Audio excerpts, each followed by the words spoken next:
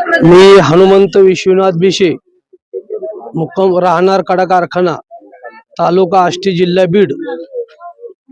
आम्ही 4 भाऊ 3 बहिणी, कुटुंब 23 परिवाराचं आमचं कुटुंब। 6 मुलं 6 मुली, 4 भाऊ 4 बहिणी असं आमचं कुटुंब 23 जणांचं। आम्ही सर्वांनी मिळून आईवडिलांची सेवा केली, त्यांची देखभाल केली आणि त्यानंतर आमच्या आईवडिलांचं निधन झालं आणि त्या आईवडिलांचं निधन झाल्यावर आम्हाला खूप दुःख झालं।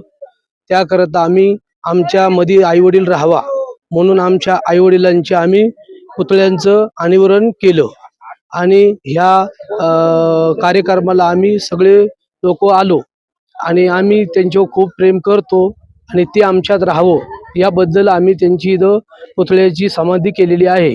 आईवडिलांची आठवण राहावं म्हणून दोघांचे पुतळा आठवण राहावं म्हणून एकत्र केलेला उभारला आहे, शेतात उभारला आहे। आम्ही आमच्या शेतामध्ये आईवडिलांचे पुतळे केले आणि त्यांची रोज सकाळी उठून आम्ही सेवा करतो आणि मेन अगरबत्ती लावून दिवाबत्ती करून त्यांचे दर्शन घेतो। तर असंच सर्व लोकांनी आईवडिलांची सेवा करावी, नाही तर आईवडिलांनी खूप मोठे केले, संस्कार दिले आणि मुलं शिक्षण घेऊन बाहेर गेले, आईवडिलांना बघत नाही, सेवा करत नाही, अनाथ आश्रममध्ये ठेवतात। तर ही आईवडील सगळ्यात मोठे श्रेष्ठ आहे। सर्व धन दौलत पैसा मिळतो पण आईवडील ही संपत्ती कधी मिळत नाही। आईवडिलांची ही संपत्ती गेल्याच्या नंतर आठवतं की आईवडील ही संपत्ती खूप मोठी आहे। जोपर्यंत आईवडील जिवंत असती तर त्यांना कदर माणसाला येत नाही, पण आईवडील गेल्याच्या नंतर माणसाला आई आणि बाबाची कदर कळते।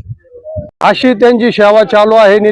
मला असं वाटतं जिवंतपणी तर आई वडिलांची कोणी सेवा करीत नाही, पण त्यांनी असं शेतामध्ये एक मोठ्या पुतळ्याचं अनावरण आईचंही केलेलं आहे आणि वडिलांचंही केलेलं आहे।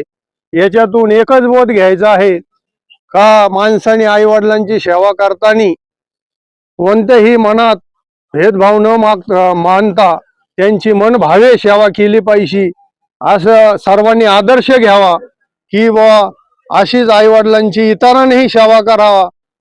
असं मी या पुतळ्याच्या अनावरणाच्या निमित्ताने सगळ्यांना संदेश देतो की सर्वांनी असंच त्यांचं मार्गदर्शन घेऊन अनेकांना त्याच्यातून काही घेण्याचं एक